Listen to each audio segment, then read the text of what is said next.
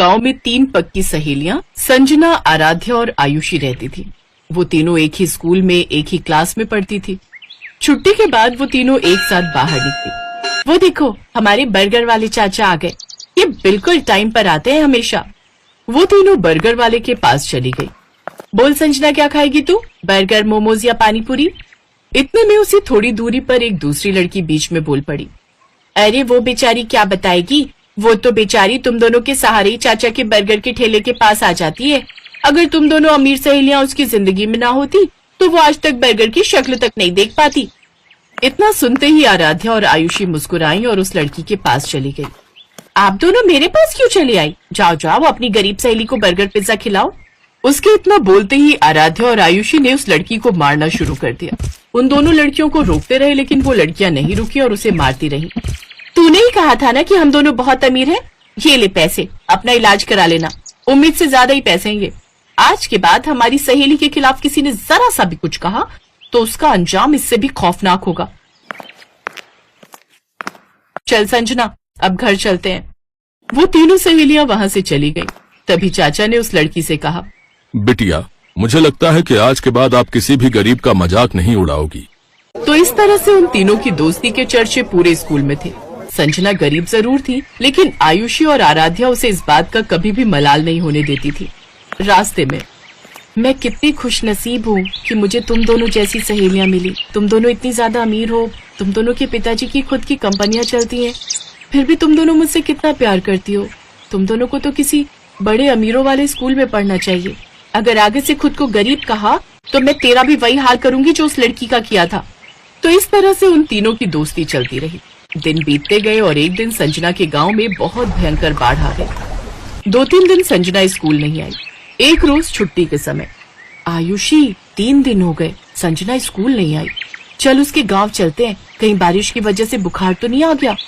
वो दोनों पैदल संजना के गांव की तरफ निकल पड़ी। जैसे ही दोनों संजना के गांव के पास पहुंची, वैसे ही कुछ पुलिस वालों ने दोनों को रोक लिया। कहाँ जा रही हो तुम दोनों? इस गांव में मेरी सहेली रहती है। अब इस गांव में कोई नहीं रहता। 2 दिन पहले इस गांव में भयंकर बाढ़ आई थी, जिससे सारे घर बह गए। बहुत सारे लोगों की तो जानें तक चली गईं। जो बच गए वो किसी तरह अपनी जान बचाकर भाग गए।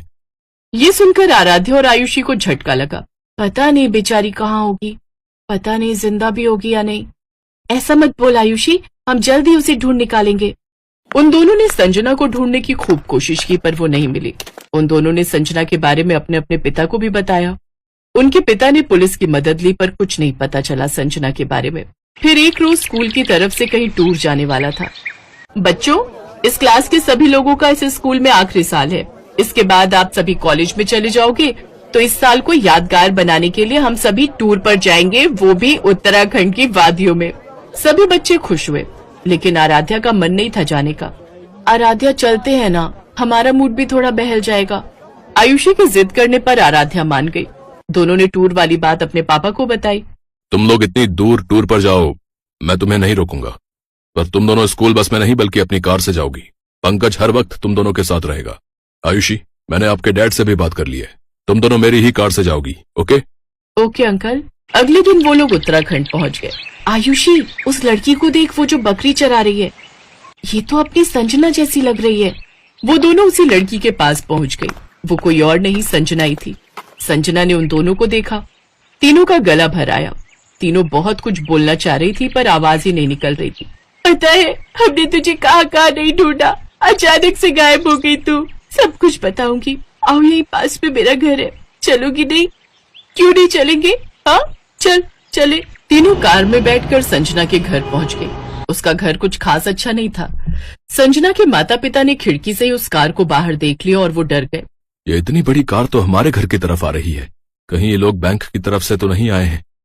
इनका आना तो बनता ही है। अगर हम टाइम पर लोन जमा कर देते तो ये लोग नहीं आते। अब ये लोग हमारे घर का सारा सामान उठाकर ले जाएंगे। संजना के पिता ये सब कुछ सोच ही रहे थे कि तभी आयुषी और आराध्या उनके घर आ गई। संजना भी साथ में थी। ये सब देखकर वो दोनों हैरान हो गए। आराध्या, आयुषी बेटा, आप दोनों यहाँ इतनी दूर? चाचा, ऊपर वाले ने आखिरकार आप लोगों से मिलवा ही दिया। आप लोग तो बिना बताए गायब हो गए। पता है, पापा भी आप लोगों को खूब ढूंढते रहे, पर आप लोग मिले ही नहीं। क्या बताऊं बिटिया, उस भयंकर बाढ़ ने तो हमारे पूरे गांव को ही उजाड़ कर रख दिया। बहुत लोग मारे गए। किसी तरह अपनी जान बचाकर हम लोग भागे। महीनों लग गए रुकने का सहारा ढूंढते ढूंढते। फिर यहां उत्तराखंड में एक दोस्त ने मेरी एक पेट्रोल पंप पर नौकरी लगवा दी। फिर लोन लेकर हमने ये छोटी सी झोपड़ी बना ली है। शकुंतला, मुझे तो यकीन ही नहीं हो रहा है कि जो मैं देख रहा हूं वो सच है या कोई सपना। सही कहा आपने। ये दोनों बहुत बड़े घर की बेटियां हैं, फिर भी हमारी संजना से इन्होंने आज तक दोस्ती नहीं तोड़ी। अगर पूरा देश ऐसा ही हो जाए तो ये देश फिर से महान बन जाएगा। अम्मा, तुम तो जानती हो कि ये दोनों मेरी बचपन की सहेलियां हैं। हम तीनों को पूरा स्कूल जानता था। एक बार तो मुझे किसी ने गरीब कह दिया तो इन दोनों ने उसकी खोपड़ी फोड़ दी। तुम तीनों की दोस्ती देखकर तो मुझे अपना पुराना भारत याद आ गया। अच्छा, तुम तीनों गप्पे मारो, मैं सबके लिए चाय बनाकर लाती हूँ। अरे नहीं अम्मा, आप तो मुझे पाप चढ़ा देंगी। मैं भी चाय बनाकर लाती हूँ, तुम दोनों यहीं बैठो। अम्मा जी, आप दोनों बैठो, आज हम तीनों मिलकर चाय बनाएंगे, फिर आप बताना कि चाय कैसी है। हाँ माँ जी, हम तीनों बेटियों के होते हुए भला आप क्यों चाय बनाएंगी। तो इस तरह संजना, आयुषी और आराध्या किचन में चाय बनाने चली गई। धीरे धीरे शाम हो गई। तो ठीक है संजना, हम दोनों ने अब तुम्हारा घर तो देख ही लिया है, अब हम दोनों आते रहेंगे। मेरा मन तो बहुत कर रहा है कि तुम दोनों आज रात यहीं रुक जाओ, पर चाहकर भी मैं तुम दोनों को अपने घर में नहीं रोक सकती। ना ही मेरे घर में बेड है और ना ही अच्छा बिस्तर, जमीन पर गद्दा बिछाकर सोना होगा। तभी उसकी माँ ने कहा, अरे बेटा, रात होने वाली है, इतनी रात में कहाँ जाओगी। क्यों संजना, मैंने सही कहा ना। अब संजना को मजबूरी में हाँ कहना पड़ा।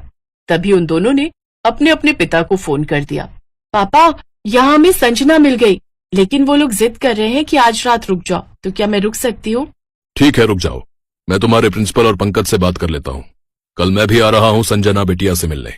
अगले दिन आराध्या के पिता भी आ गए। अरे, आप दूसरे के पेट्रोल पंप पर काम करना बंद कर दीजिए।